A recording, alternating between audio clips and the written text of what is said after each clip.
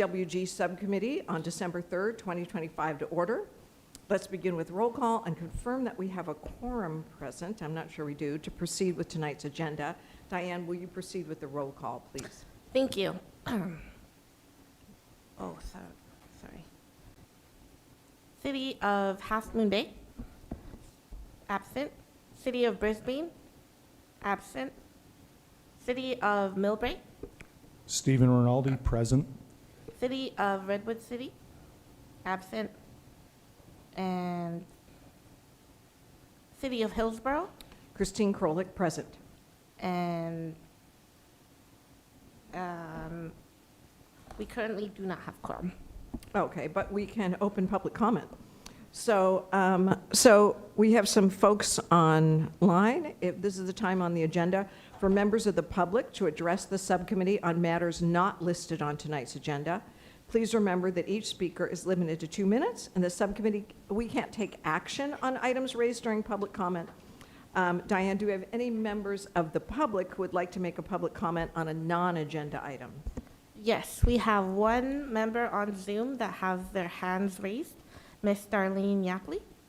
All right. Miss Yapley, you will have 2 minutes. Please go ahead. The Aviation Noise and Emissions Symposium is March 9th through 11th in Las Vegas. It includes a strong focus on advanced air mobility, a first-time 3-hour training, VTOL, drones, and supersonic, AAM in action, Port Authority, New York, New Jersey, on their AAM plans for JFK and LaGuardia, Dallas-Fort Worth on AAM and the World Cup, and a consultant who oversees an index on AAM reality and infrastructure who assesses manufacturers' and vertiport readiness. There's also a AAM impacts with NASA's recent research on AAM noise, the City of Orlando's framework for local environmental review approval, and a community member on lived experience impacts that should be incorporated into environmental reviews. For the training and panels, there's an opportunity to ask questions, and if interested, there's a sponsorship option for the training that would allow the entire roundtable members of their communities to attend. Please consider attending. At a minimum, I encourage Vanessa, as the symposium will provide useful information for the AAM study, as well as potential speaker ideas and topics. Thank you. Thank you. Thank you, Darlene. Thank you. Darlene actually emailed us about this symposium, and we encouraged her to make this announcement. So we hope that any interested members of the roundtable or staff can attend, and we're hoping that Vanessa can attend. So thank you very much for that information. Are there any other hands Yes. raised for non-agenda? Yes, we have one in the room, Miss Schneider.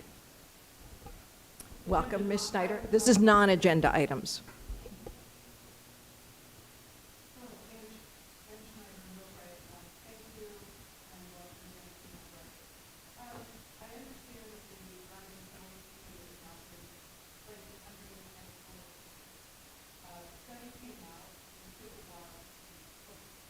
My bad. The study came out, but there's never been a chance to actually go into great detail of what those results were, and I couldn't be at the June meeting because I had surgery on that day. So does this group plan on having a meeting that is less formal, where people can sit down and look at those studies and talk about potential outcomes? And I'll be quite honest, specifically for Millbrae, as we are the city most impacted by the 2 runway, 1 left and right, but it could include Burlingame. I don't really care who it includes, but to really talk about low frequency noise and changes to it, especially during the night time frame on that. If this isn't something that the roundtable sees that it can do, and not in this structure where you only have 3 minutes to talk, but in a chance where you can actually discuss with the members of the public, with people like Darlene Yapley, who would be great to have her, and a couple of the other Palo Altans who understand this and be able to dive into the details from what we do to protect our people. And if the roundtable can't do it, my request will be to the City of Millbrae to hold a group where we can talk, not under strict formal meeting assignments on that. So that's my comments. Thank you. Thank you. Thank you, Ms. Schneider. Thank you. There are no other public comments at this time. Quick All comment right. to the chair. Yes. Would it be possible to have SFO Roundtable staff with a working group to send us the information from Ms. Yapley regarding that event on March 9th? Because Yeah. that'd be something that I'd potentially be interested in attending. Yes, absolutely. Thank you. Yeah. Okay, we are going to close public comment for non-agenda items, and we'll move on to an introduction. The focus of tonight's meeting will be the continued review of the Fly Quiet program, and we're launching a new, more structured approach to how the Roundtable handles its review of the Fly Quiet program. Rather than trying to address the entire program in one sitting, we'll be breaking it up into specific components and reviewing each section in depth during future TWG meetings. This format allows us to take a deep dive into every element of the program to better understand the technical framework and to thoughtfully consider opportunities for improvement. Also, because the technical working group, which is TWG, meetings are open to the public, this approach also expands opportunities for community participation. It provides space for more focused technical conversations and gives community members the chance to engage in the process in a more collaborative setting. So at our last full roundtable meeting, we heard a presentation about how comparative airports structured their Fly Quiet programs. Tonight, we'll be focusing on our own program metrics and how those metrics are scored today. We'll also be introduced to 5 new proposed performance categories developed in partnership with SFO's consultant, many of which reflect long-standing roundtable concerns. This will help set the stage for future meetings as we continue to review and discuss updates to the existing program. I will also be presenting a high-level recap of the discussion at the full roundtable meeting later on. So now we will turn things over to Bert Gannon.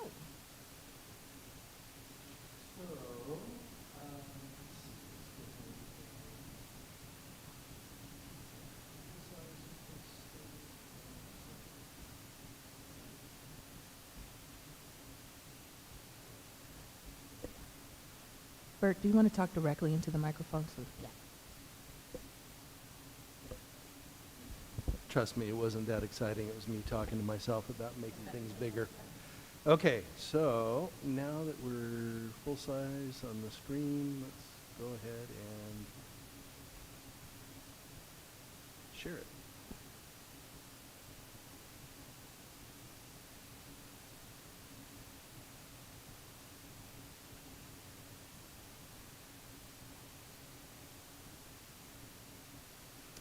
All right, so back in June, we went ahead and delved into our current Fly Quiet program as it sits today. For anybody who has cared to look, we are updated on our website with all of our Fly Quiet reports. It's a great deal of effort, but we finally got there. So, now that we are there, this is the summary page. I was asked to talk about how we scored, how things were originated, and where we are now. So we have 6 categories and a summary report. The summary report is your cover page, which has all of them in it and shows what's going on. In this summary report, the top airline is Zip Air.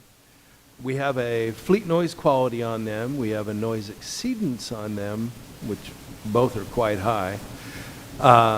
We don't have a nighttime runway use, and we don't have a shoreline departure for them.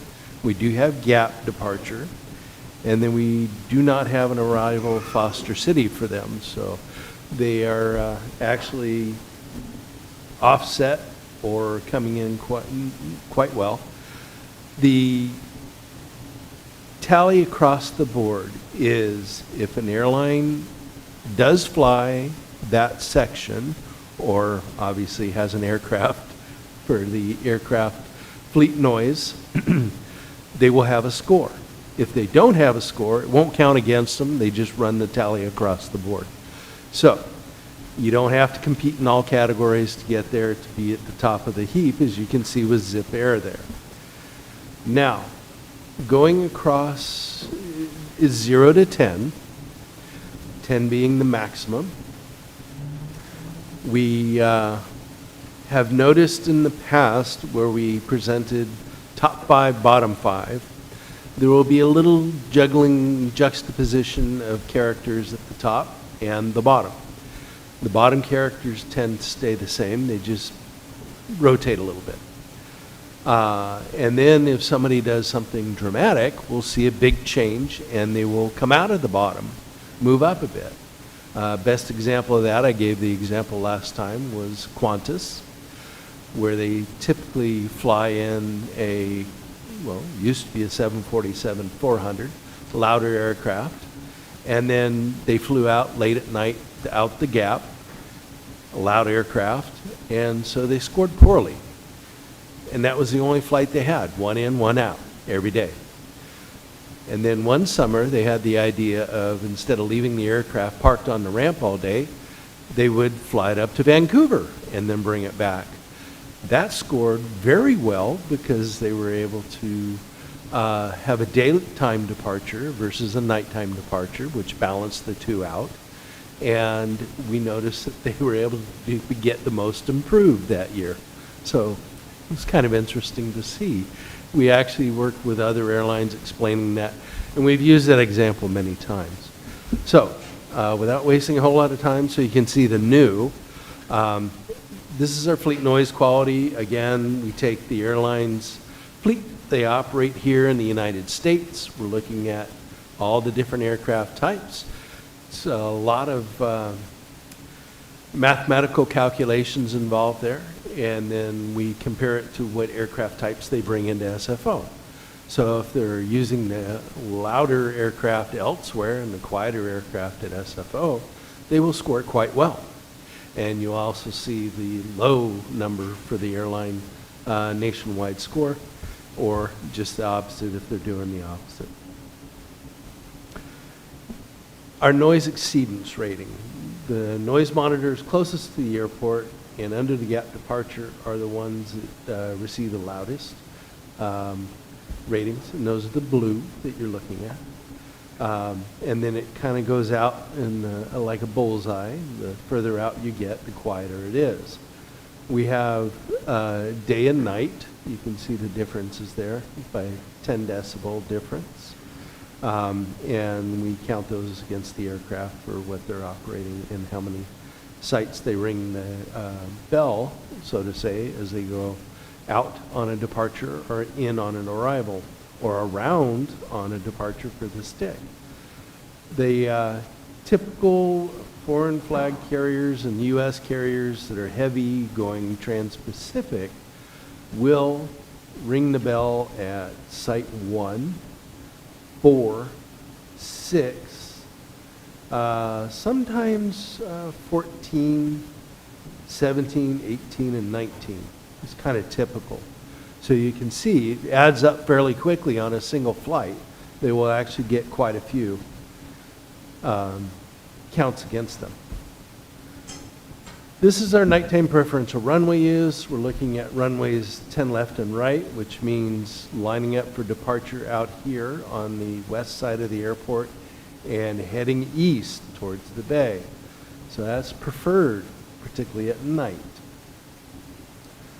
Next would be a right turn on a 28 right.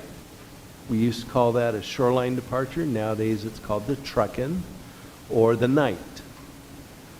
The next preferred would be a runway 1 departure out towards Oakland over the bay, north, going this direction. And then least preferred would be a straight out gap departure to the west. And you can see the points there. So you got 3, 2, 1, and 0. Question? Could you just talk a little bit about the stick nighttime departures? Stick nighttime departure is going to be a runway 1 departure. And it will go out over the bay, turn left towards Brisbane, come back down, and go south. The preferential on that one, and it's not scored here, is what's called a night departure. We ask that the airlines between 1 a.m. and 5 a.m. use a night departures, so they'll go up towards Alcatraz, out towards the Golden Gate Bridge, out offshore towards a waypoint called Gobs, and then come south. Back over the peninsula, they'll be approximately 6,000 to 8,000 feet higher, and so quieter. Another one that we're trying to push is not a charted procedure, but it's called a 050 heading departure. Uses runways 1, depart over the bay, turns right, and either heads east or southeast. And so that's another one, and it saves the airline air miles. The airlines don't like the night because it adds about 25 air miles to go all the way out the Golden Gate Bridge and come back around. That's one reason why they like the stick. It's nice, tight, and comes out around. Conversely, the folks on the peninsula don't like it. It's noisy at night. And so we're trying to sell them on the 050 and see if they'll bite. And some of the airlines actually are biting. So we're going to keep that sales pitch up. But anyway, not within our current Fly Quiet program. Any further questions on that one? So the preferred stick departure is not part of the Fly Quiet program? Did you just- Well, if you take a stick, and it's not 1 a.m. to 5 a.m., that would get you 1 point. Whereas you could do a 10 departure and get 3 points. You could do a 28 right or left and then make a tight right turn to stay back over the bay. That'll get you 2 points. So there are ways to score points and do well. Next one, here we are talking about the former shoreline departure, now known as the truckin' or the night.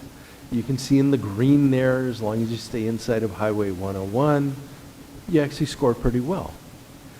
If you take it over the pink area, you'll score marginally there. Let's see if I can move this a bit. And then that'll score you 1 point. And then if you come out here in the red area, you can see one out here went all the way up here before it went back over. Those score poorly, and that gets you 0 points. So you'll be in the basement as far as your score on that operation. The most difficult for us is our gap departure rating behind the fleet noise quality.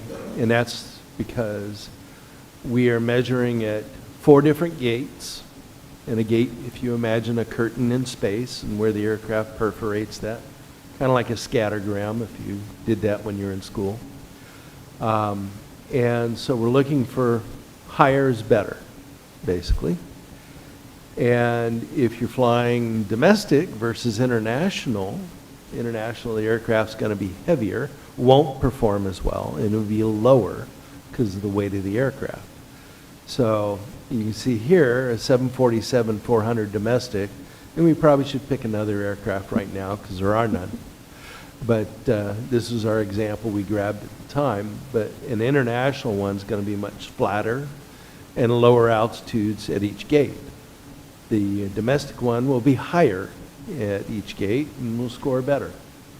But we compare each separately.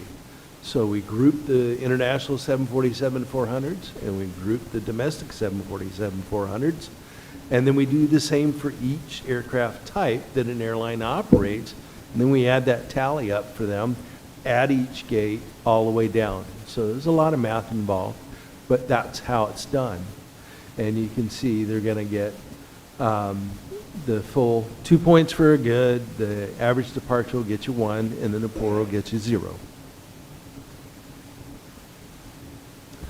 And here we're looking at the scattergram that I talked about earlier. You can see where most of the airlines kind of lie in that mid-ground. We have a few that are scoring well, and then mid-ground below the mid-range is the poor, and we have that populated as well. The Foster City arrival, that's one that we try to make sure at nighttime between 11 p.m. and 6 a.m. that the aircraft are offshore. They'll score better. They get 2 points for a good on an offset arrival. And we have a marginal of 1 point, which is straight in, right along the shoreline there. And then anything over Foster City will score poor. They were named for John C. Long, my predecessor, and he helped get this in with the Roundtable at their request to be able to score. And we used to award under his name for the trophies. Are there any questions based on what we have been doing up through now? Thank you, Bert. I just want to turn things over to Terry O'Connell, who's here now. I understand the traffic was terrible tonight, and also for Diane to note that we also have Paul here, Paul Gould.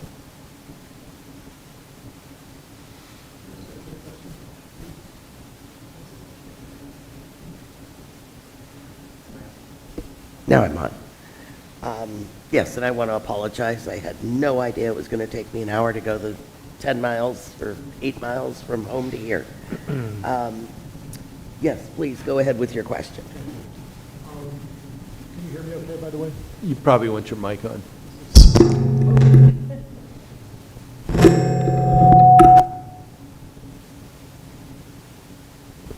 Try this one, better? Yes, sir. Could you talk a little bit about the gates? So these gates, concentric circles, these curtains from the airport, is that how it works, and how far apart are they? Thank you. Thank you. Is there any other questions for Bert about this? So I just have, so the presentation that we have printed was different than the one that you just showed. Are we This moving was, in? like I said, this is jumping back to June. I was Okay, told got it. to Thank show how things have been done up till now. Right, this is where we are now. And if you Thank you. would like to, we can answer any last questions and then jump over to where we're talking about going. Please. Okay?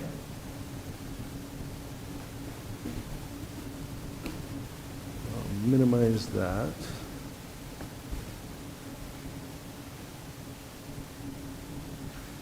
And I will go ahead and get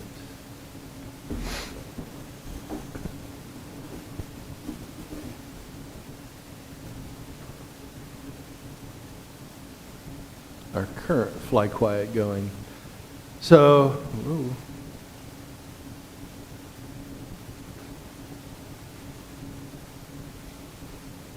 Just one moment. Oh, here we are. Whew. Said my file disappeared.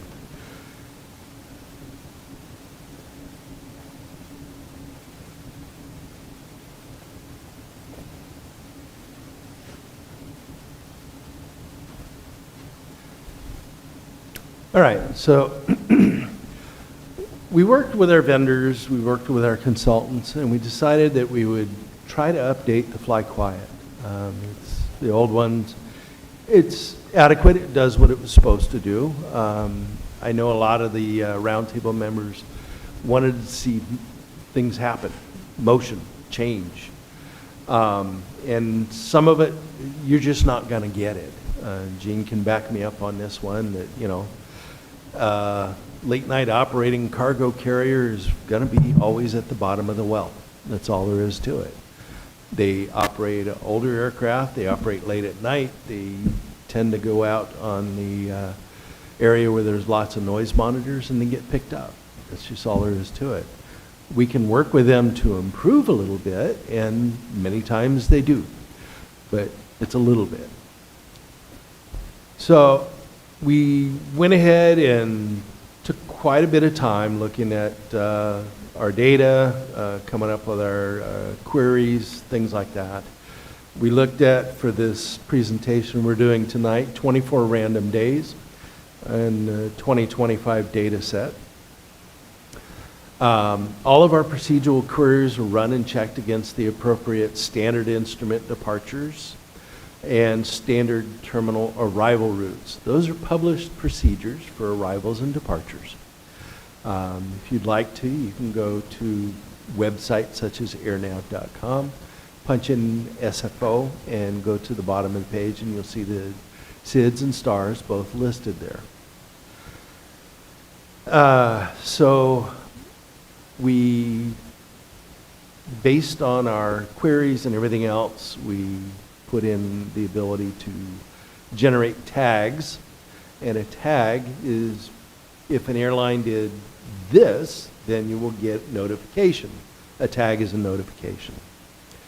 And we use those to check against our methodology. The operations for each day were then visually checked, flight by flight, and looking at the operations, trying to see if we had all the SIDS and stars caught, and or going through the appropriate zones or gates.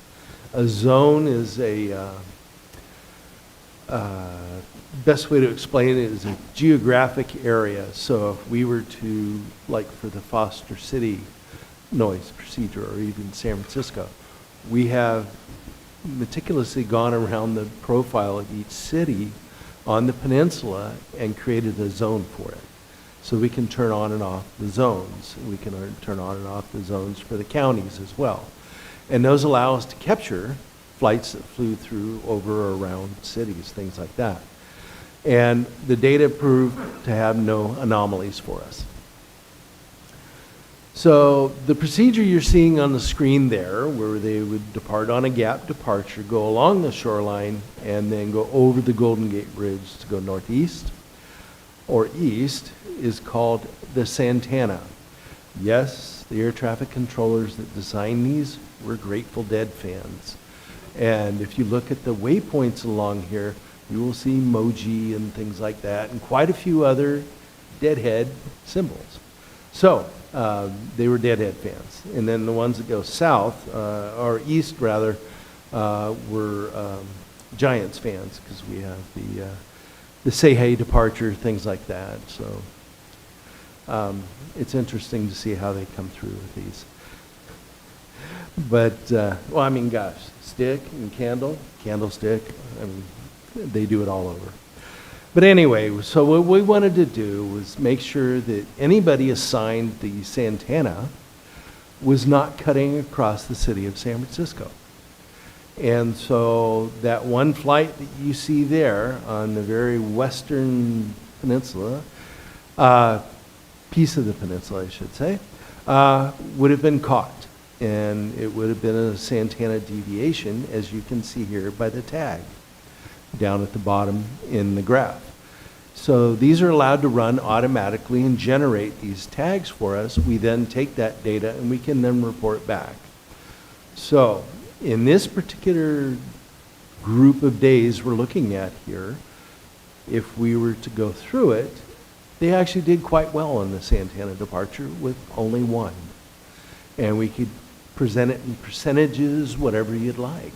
We're actually working on creating a Power BI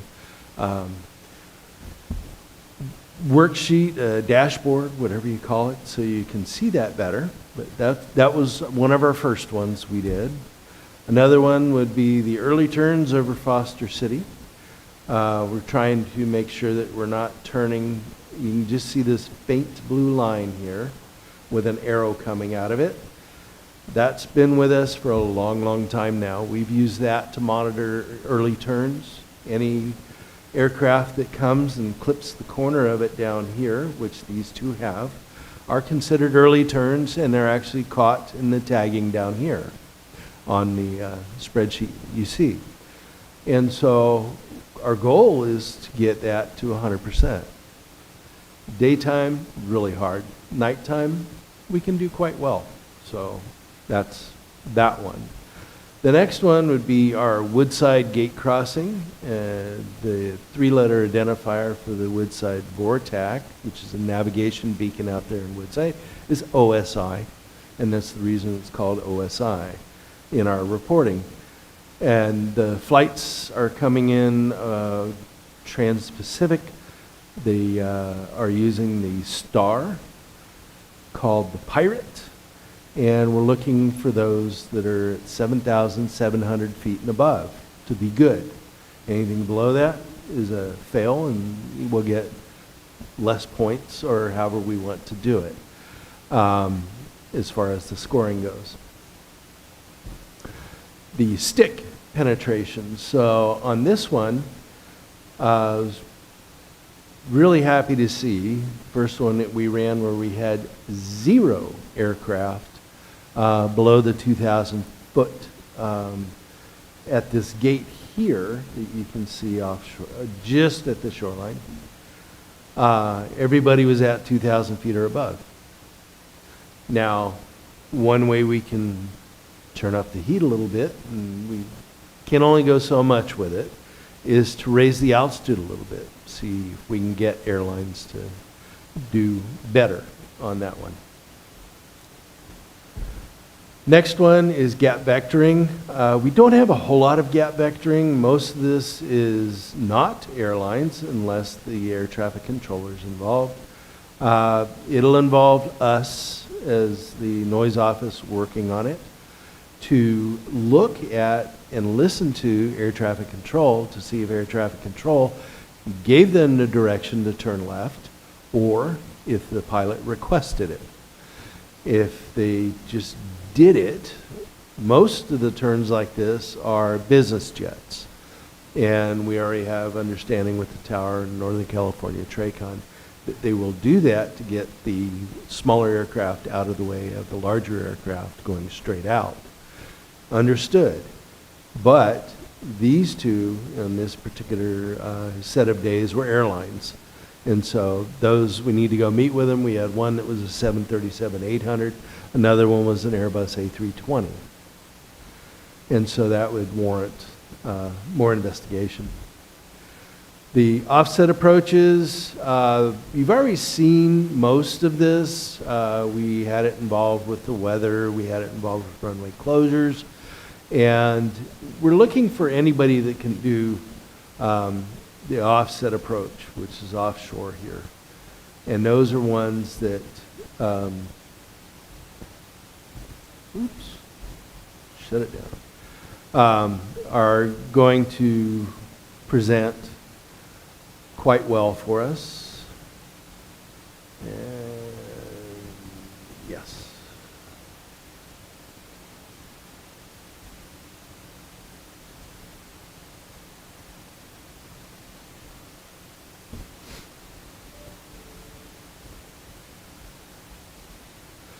So we're looking ones that can fly the offset approach, not straight in, not come across Foster City. That makes it much quieter for the folks in Foster City and Redwood Shores. So we like to see that at night. We like to see it any time of day, but the air traffic controllers have said that they can do it at night when traffic is lighter. We've been scoring it between 10 p.m. and 7 a.m. And we're looking for at least 35%. The tough one is the weather and runway closures.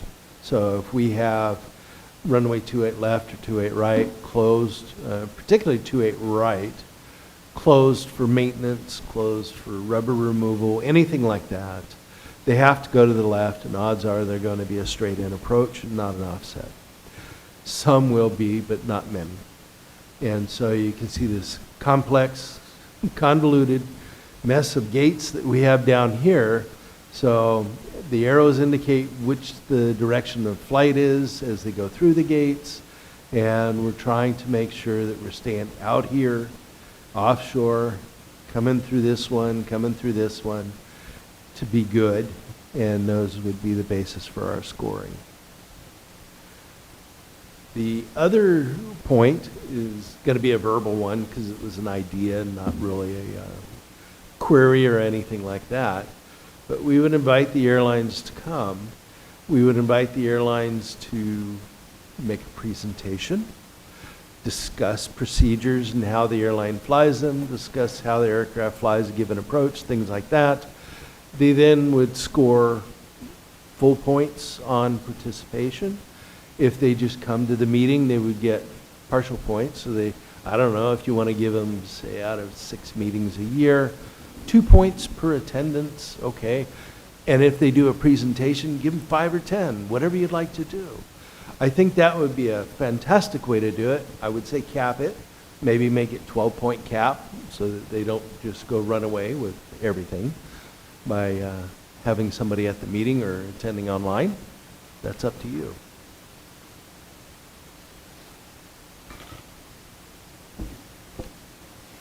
So I noticed in your presentation that some of the procedures are scored during certain hours and some are scored other hours. I heard you mention on the offset from 10 p.m. to 7 a.m., whereas the Brisbane shoreline,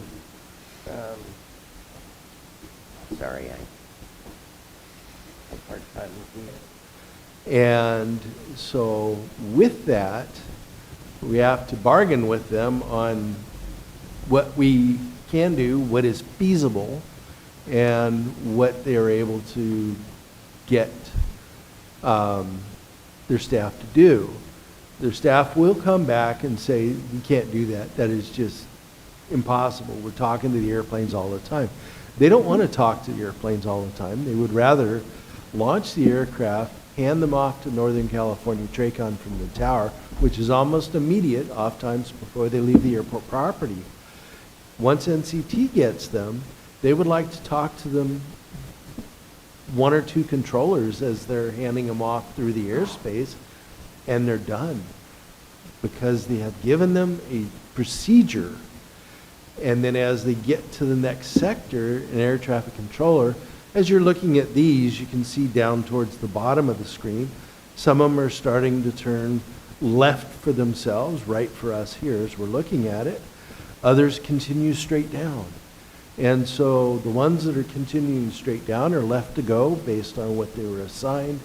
The other ones that are turning were given a vector by an air traffic controller. Okay. And then on the Santana utilization, what are the hours for that one? Santana, we're looking for that one all the time. It's getting further away from SFO. It should be easier to do. And so I don't see why we shouldn't run that one all the time.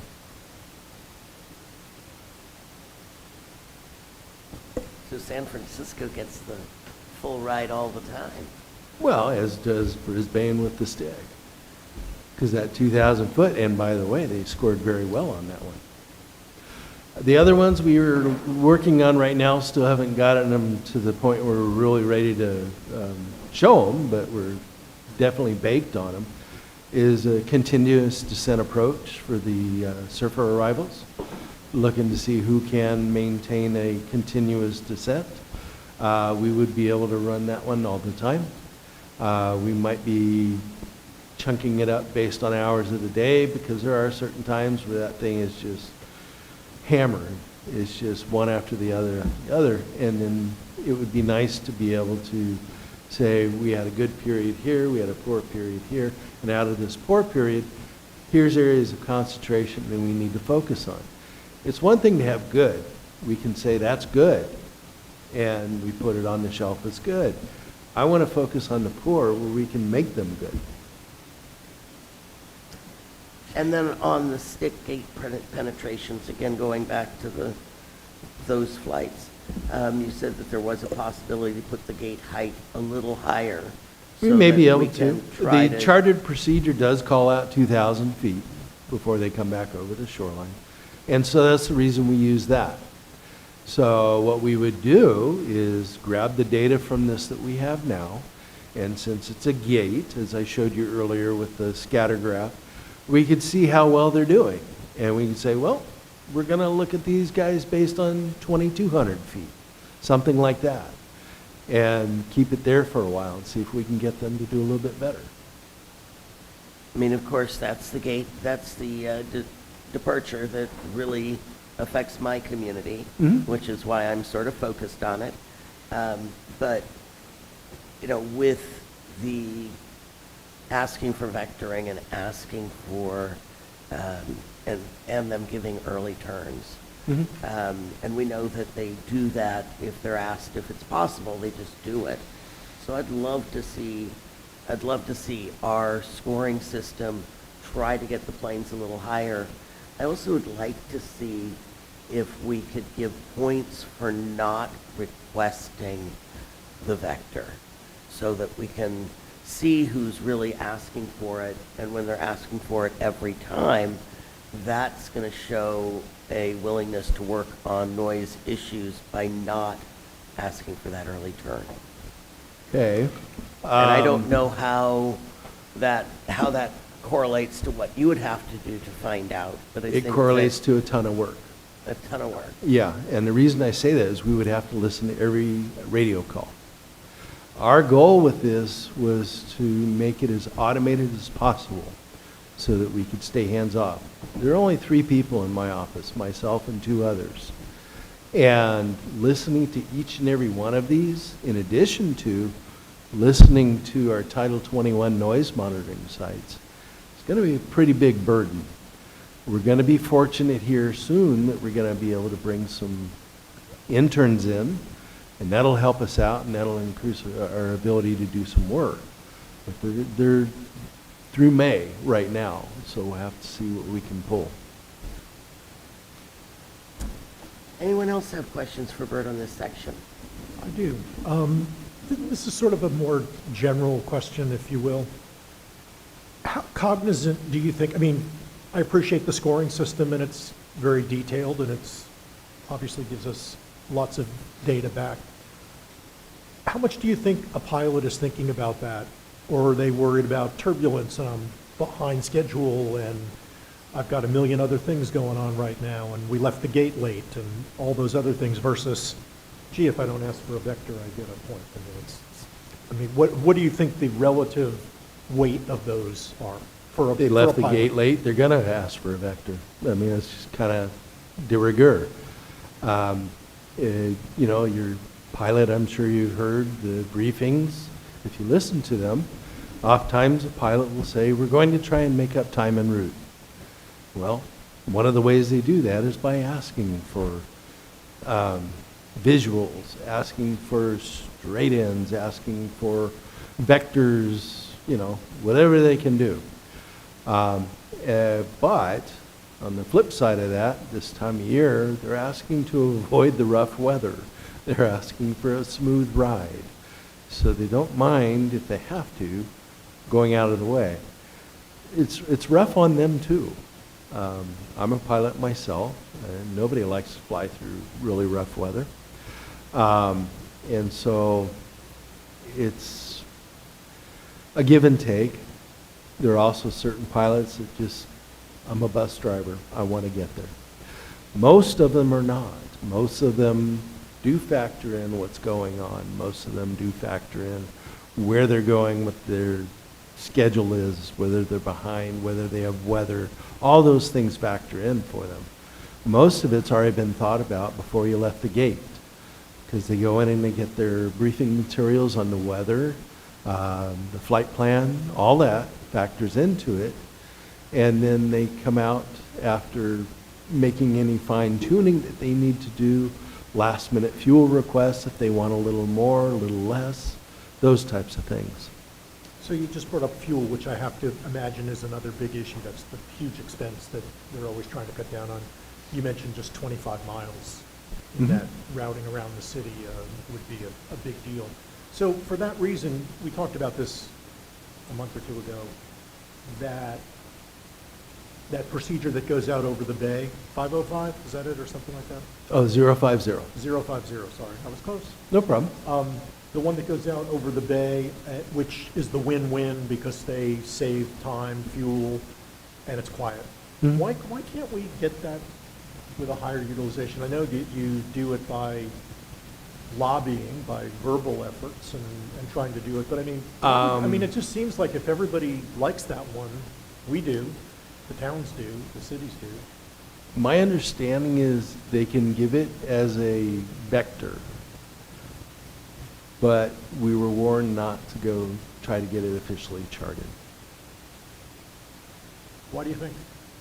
Seems odd to me because I'd everybody love likes to it. talk with you more about it Okay, offline. all right, fair enough.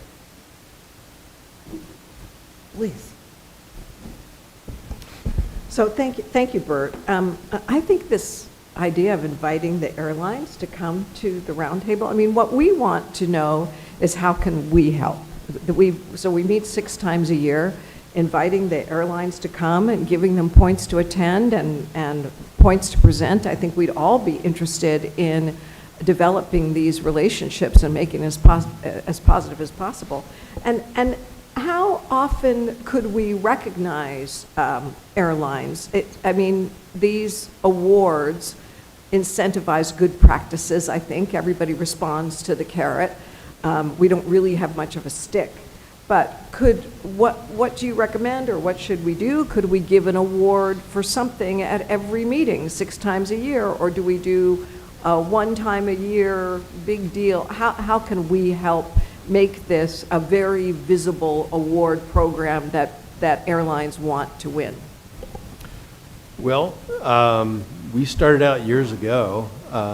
Back then, the Roundtable did have a public relations person, and Don Shoecraft was his name, and he went ahead and put it out to the media.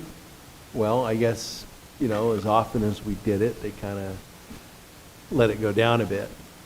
I'm watching other airports these days with their Fly Quiet programs. Most of them do have some sort of PR that they get it out in the media. Others actually will print a sign and then allow the airlines to put that in the airport or put that in some sort of publication, and then they are able to toot their own horn, say, look, for the 3rd year running, we have achieved the quietest airline here at SFO. We've achieved the most improved, whatever it is. And so all those are grand things for an airline to be able to do. I can't tell you how many times I brought the Lucite trophies to an airline if they couldn't attend here to accept it, and they would want a picture session. So it's one of those things, depending on what you want to do with it. I've sent Vanessa a few of the airports' Fly Quiet programs and their awards and whatnot, and so we can look through, see what we like, or maybe cook up our own again. So can Go I ahead, just hop Vince. in and offer that? I think as part of our approach to taking the Fly Quiet program in sections, after we get through the scoring and these new procedures with Bert, we are planning at another TWG meeting to talk specifically about marketing and incentives for the program once we nail down everything that we want included in it. So that is scheduled for the roundtable to talk about and kind of weigh in on, because I think for the last couple of years, Bert, you can let me know, there haven't been any awards given. I think COVID, and then there, turnover and new me coming on board, so I think the plan is for us to do a deep dive into that later. And Bert has been sending me some of the press releases and kind of the cool ways that other airports have been marketing and identifying people who have won the program. So, and I just wanted to, Bert, if you could quickly clarify, so these 5 procedures that you're presenting today, have they already been put into place in the program, or are these are ideas and concepts that SFO is considering? These are tested ideas and concepts. We haven't put them through the final dashboards or online. Our thinking was that if the Roundtable liked them, great. We could take the current Fly Quiet program and add, remove, take out what you liked, didn't like, and add what you like. Go forward that direction. And any of these that we've been cooking up, we've spent enough time and money on them that we would probably like to put them on our website if the Roundtable didn't want to put them in the Fly Quiet program.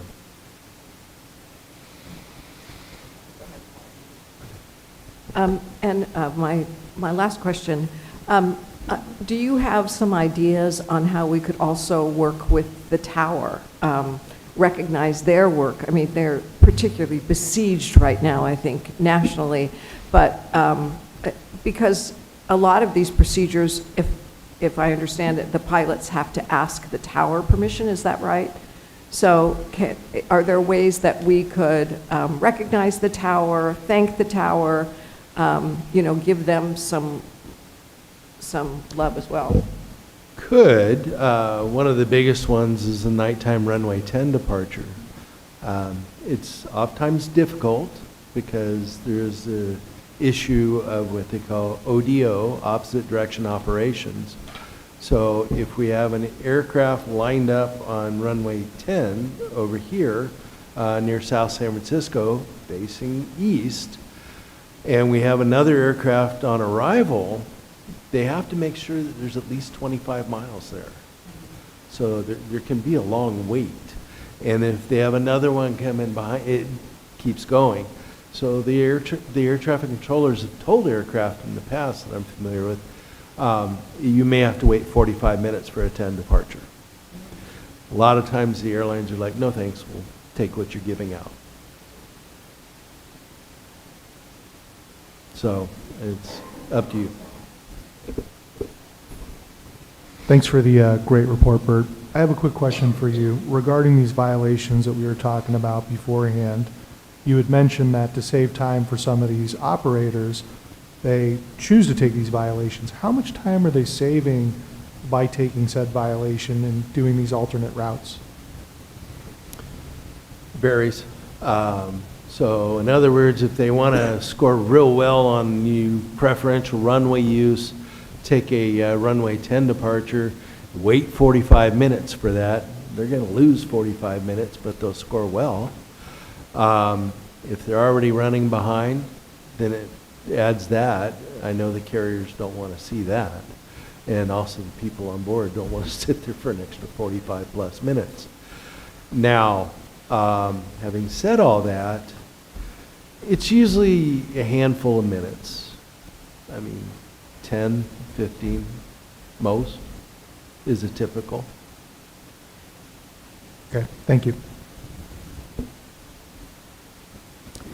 So what you're looking for from us as feedback at this point is to have a collaboration on what we want and what we vision being helpful to the program that you'll be operating for with the data and all that, and to get a partnership type program into yes. the Fly Quiet. We're definitely in a partnership. Okay. That's the way the first Fly Quiet was created. And, the other thing I didn't mention is you all have, most of you have seen the standard operating procedure for Northern California TRACON. What they're supposed to do, traffic permitting, air traffic controllers shall. These are those verbiage. Offset, staying 6 miles before lining up on the runway, preferential runways, all those things. Okay. I think, Ann, did you have a comment you'd like to make? Please.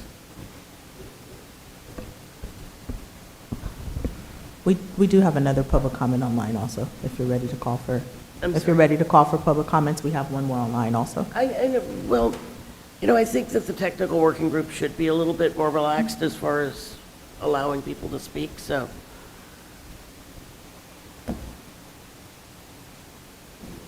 Thank you, Ann Schneider. The Fly Quiet report is great, mainly for arrivals and for some of the taller departures. It doesn't mean a thing to the close-in communities. Part of the things that you could ask for are runway preferences. I mean, Bert used an example of how long it might take to use a 10 if 28 is coming in. Well, is that during the day, is that during the evening, or is that during at night? If we're talking about at night, if some of the runway 1 departures could use a 10 departure because there isn't much coming in on 28, that could be a significant increase in quiet, the ability to sleep in Millbrae. Anytime you use a runway 1 departure, it's hellacious for Millbrae, especially at night. And it's not because the leaf blowers aren't blowing, it simply is louder on that. So the Fly Quiet report has never served the close-in communities. I will say if you go to prime time, I think a couple of you go to prime time in Burlingame, the 28 departures can be incredibly loud if you're swimming there. And now Burlingame has added apartments there. So, but they're newcomers. We predate the airport here. The other, when I look at these, it's as if this airport ignores the go-arounds, of which there are many more go-arounds right now, because I see them, they fly right over my house. The frequency of reverse flow, it used to be bad weather, now it's being used more often. There's no information that comes to this roundtable about them. Now, if you average them out over 365 days, yeah, you can say they're a blip, but they're not a blip. Thursday, there was a Tuesday and a Thursday and a Wednesday in October that was all day long on that. None of that data shows in that. Why are they happening? Do they have to happen? None of that information comes through. And then, again, from a ground-based work plan, in the Fly Quiet report, why are the cargo planes not being highlighted? We simply accept that they work at night. Well, that's great when you're SFO because you've got you're getting the sales tax for it, but we're getting the noise on that.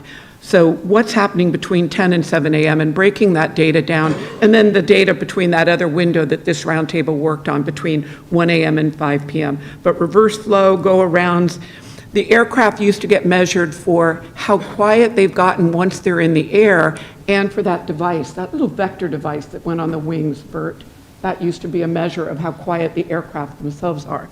Yet they've never been held accountable, not Boeing, not any of the other engine manufacturers, to reducing the sound, the low frequency sound on that. So this roundtable could be saying, let's start tracking the low frequency noise, which is the biggest part of departure noise. So that's the detail, if the working group is going to get into ground-based noise and look at it from a low frequency or a ground-based perspective. That's why this committee needs to meet and go into that level of detail. Can you get the jet engine manufacturers to finally start getting points from the various environmental entities at the federal level for reducing low frequency noise? They've not done it. They do the easy way. When you're trying to get rid of pollution, you go after the easy stuff. That's high frequency. Go after the low frequency.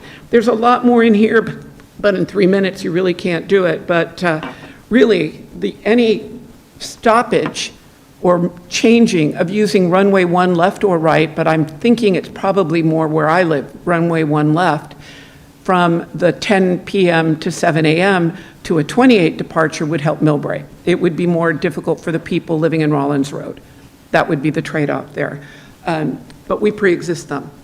Thank you.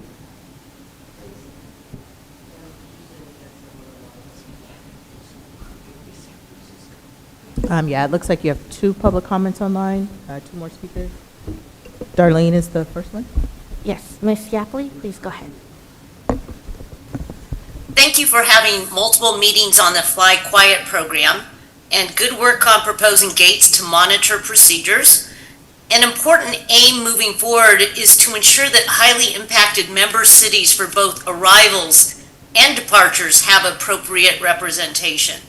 The word procedure should also include vectoring because some communities are highly impacted because of vectoring and flight concentration due to narrow flying corridors or multiple procedures overflying the same communities.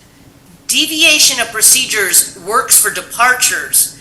However, because SFO arrivals are vectored, starting miles away from the airport, you can't look at the procedure deviations alone, but you can look at altitudes and flight patterns to identify potential differences among carriers. Therefore, to ensure equitable representation and coverage of impacted communities, please consider adding the following 3 categories. 1, a gate over East Palo Alto and Menlo Park to understand carrier differences in altitudes for the 3 SFO arrival routes. 2nd, 2 bodega gates to detect differences between airlines or time of day and night. Such data would be critical in potential discussions with the airlines and ATC. 1 peninsula gate to capture bodega arrivals that affect many roundtable cities such as Redwood City, Menlo Park, and East Palo Alto. A good gate location would be where most bodega arrivals make their U-turn. The second bodega is down the bay to trap aircraft that remain over the bay, thus preventing noise impacts over peninsula cities. Yes, over the bay, not over communities. And the third is night hush tracking.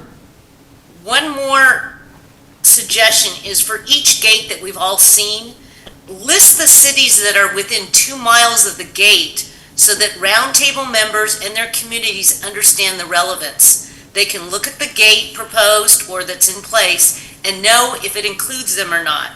Thank you. Thank you, Darlene. Thank you. And the last speaker on Zoom is Miss Mary Jo Fremont. Ms. Fremont, go ahead. Thank you. Good evening.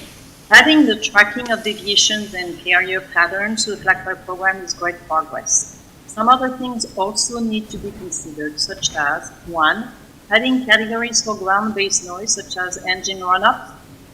2, separating the daytime from the nighttime periods because there is much more flexibility at night when traffic is low. 3, considering the continuous descent all the way to the ILS for the arrival. And 4, distinguishing ATC decisions and pilot requests in order to determine the next steps in seeking improvement. For example, who decides the runway at what time? The pilot request or does ATC assign? And by the way, AI may help make that distinction instead of listening to all the tapes. In addition, items in the field program should be looked at to understand whether they should remain in the program or be modified, especially in the context of new categories. For example, the fleet noise quality rating. This reflects the age of the fleet, and specifically the engines. Yes, newer engines are quieter, which is great for departures, but does nothing for arrival. If this category remains in the program, then it needs to be balanced with a category for airframe noise. For example, on the same arrival route, with the same aircraft type, some carriers tend to deploy their flaps sooner than others, and that should be counted. Another example, the noise exceedance rating. Given that the engines are quieter, the single event maximum noise level limits at each monitoring site should be adjusted downwards. And by the way, an absolute noise level, experience level, does not take into account the ambient noise level at that noise monitoring site, which does matter a lot. Thank you for considering these suggestions and great progress overall. Thank you. There are no other speakers. No, thank you. So I think that trying to figure out a metric for adding the ground noise, the run-ups and the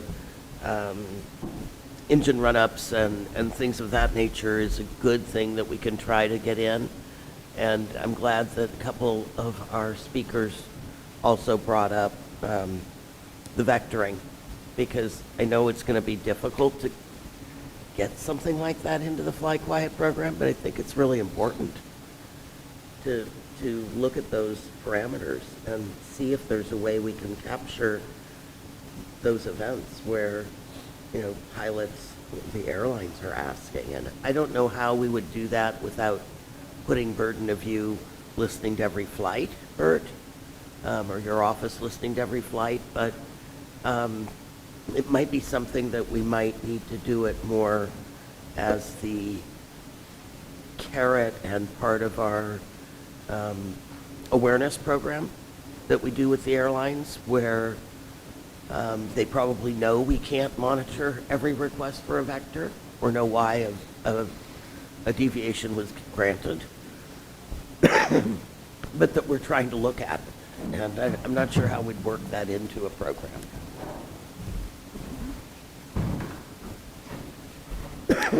Well, AI was mentioned. There are some programs that you can use to scour air traffic control audio. We can experiment with that. And right now, like I said, it's very cutting edge. We can give it a try. and report back. I mean, it's a work in progress, is the best way to put it. AI seems like a natural place to, I mean, it's so labor intensive, there's no way you could listen to all of that and process it. But doesn't that have to be validated? Or can you just use it for a purpose like this? It may We not- would basically, like I said, I forget the name of the software. There are a couple places trying it, Braintree or something like that. Anyway, what you do is you allow it to go through the audio recordings, pick out certain words. And if you're able to do that, fine tune it over time, you probably can get there. But like I said, it's going to be definitely a trial and error thing until we get there. Just real quick comment to piggyback on that. Based off your earlier comments tonight, it seemed that staffing was the main key issue as to why we can't listen to all these flights. And based off what you're saying, this sounds like a perfect use case for AI. My recommendation would be to look at what vendors are out there, make a short list of 3, and then potentially get into a pilot program with them where AI could listen to those audio logs as they're happening, and then identify what those flights are. I think that'd be a great. We have great our project. Airport Operations Center, AIOC, and they are using this brain software I mentioned to scour for go-arounds. And they've had a lot of good luck with it. So I think since we already have a subscription for that, I will be investigating that one if you don't mind. Now, I would think that that wouldn't be such a big lift if you guys are already going with a vendor. So, I mean, is there an ETA when you think you might be able to pursue something like that? Another quarter or two, or? Let me see what I can do with our interns coming in. We have 2 that I know of that are pretty sharp cookies. Been around the bush as far as airport operations go. It's not like we're getting fresh out of college intern or in college intern. These would be people that have been out in the industry for a little bit. We can use them. Thanks, Bert.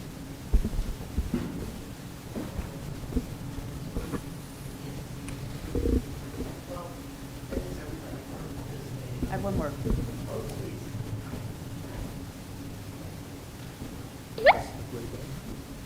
Press, okay.